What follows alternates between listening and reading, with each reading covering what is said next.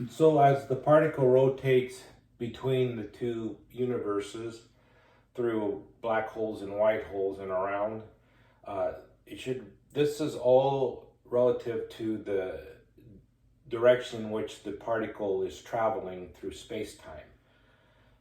So let's call this the dimension of x, and this is the dimension of time.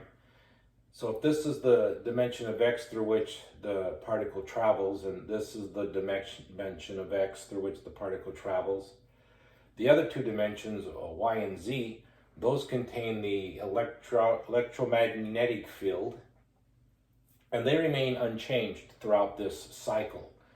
So as the particle moves through the direction of travel, rotating in and out of space and time between the two different universes of matter and antimatter, the other two dimensions of space contain the electromagnetic field, and those remain unchanged throughout this cycle.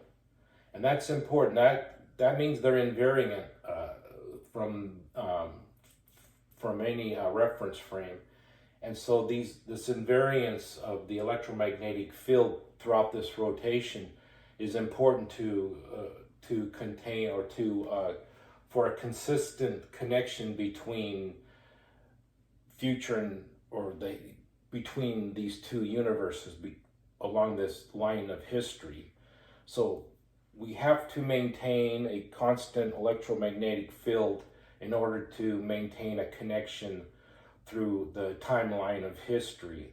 Our history depends on a consistent electromagnetic field. If somehow the electromagnetic field varies in some way, then the matter and the antimatter that contains our history will basically annihilate each other, and we will lose that line of history. So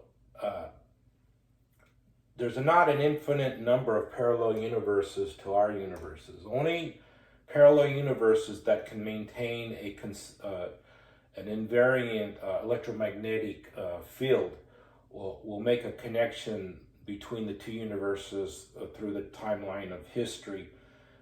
Universes that are parallel to ours that cannot maintain a consistent electromagnetic field will annihilate and destroy this history line. So that history no longer exists, and so there are those parallel universes do exist, but they don't exist from our point of view.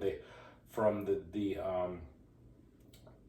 observer in our universe, those universes cannot exist because those universes will not maintain a consistent electromagnetic field. Therefore, matter and antimatter will annihilate, destroying the line of history that would have connected them.